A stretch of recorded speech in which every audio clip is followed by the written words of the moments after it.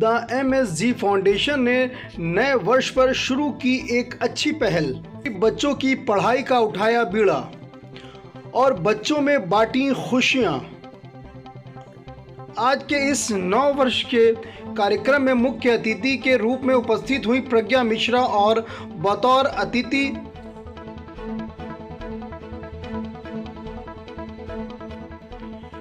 Shabnam Rizvi, principal Kalbe Abid memorial school.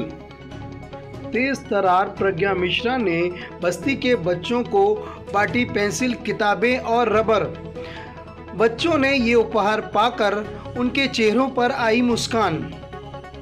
प्रज्ञा मिश्रा ने media से रूबरू होते हुए बताया कि जो भी मुमकिन मदद होगी इन बच्चों के लिए मैं करूंगी। प्रज्ञा मिश्रा ने बच्चों के साथ ढेर सारी मस्ती की और बच्चे भी बहुत खुश हुए। द MSG फाउंडेशन द्वारा राजाजीपुरम स्थित जयपुरिया स्कूल के पास एक गरीब बस्ती में एक कार्यक्रम का आयोजन किया गया। वहीं पत्रकारों को भी प्रज्ञा मिश्रा द्वारा सम्मानित किया गया। आइए देखते हैं ये खास रिपोर्ट।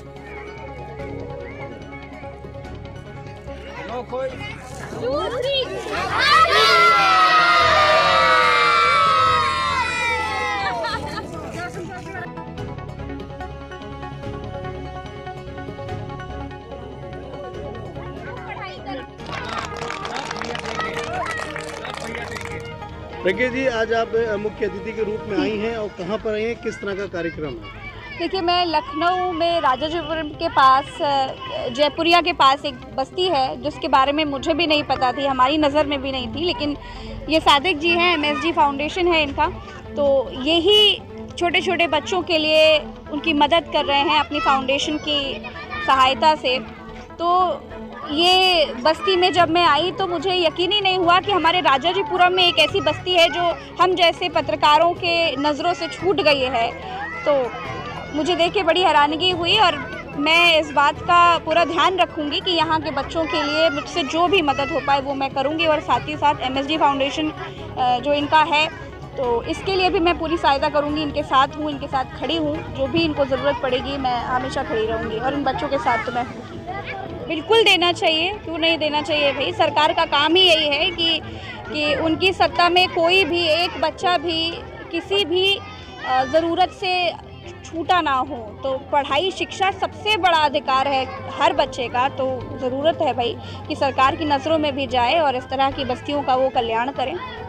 ये परेशानियां क्या हैं, संघर्ष है जीवन का, तो वो संघर्ष ही चलता जा रहा है और परेशानियां गिनाने से परेशानियां हल नहीं होती। बेहतर है अपना काम करते जाएं, मेरा भरोसा इसी में है, हम अपना काम करते जाएं और चट्टान की तरह खड़े रहें, अड़े रहें, लड़ते रहें। और हर पत्रकार का फ़र्ज़ भी यही होता है कि जो भी सत्ता में हो, कोई भी सत्ता, जिसकी भी सत्ता हो, उससे सवाल करना सीखे। तो मैं सवाल करती हूँ और जनता की बात सरकार तक लेकर के जाती हूँ। जनता की रिपोर्टर हूँ, जनता मुझे प्यार करती है, सरकार से मैं तीखे सवाल करती हूँ। चलता रहता है, काम है तो हमारा। ठीक है, संदेश यही है कि हम जो ज़रूरी मुद्दे हैं, जो ज़मीनी ज़रूरतें हैं जो लोगों की, वो अगर हम देखें ग्राउंड पर कि लोगों के पास, देखिए ये बच्चों को तालीम की कितनी ज़रूरत है पर इनको नहीं मिल पा रही है। ये बच्चे कैसी बस्तियों में रहते हैं, सरकारें कहती हैं कि पक्का घर दे दिया सबको। बहुत सारी चीज़ें हैं जो झूठे वादे दावे जो बड़े बड़े मंचों से, भाषणों से बड़े बड़े नेता कर देते हैं, तो उनको सोचना चाहिए ग्राउंड पर। क्या नाम है आपका? मेरा नाम मोहम्मद सादिक है। किस तरह से, किस नाम से संस्था चलती है आपकी और ये किस तरह से काम करती है? मेरी संस्था का नाम मदद सहयोग गाइडेंस है। ये संस्था मलिन बस्तियों पे काम करती है।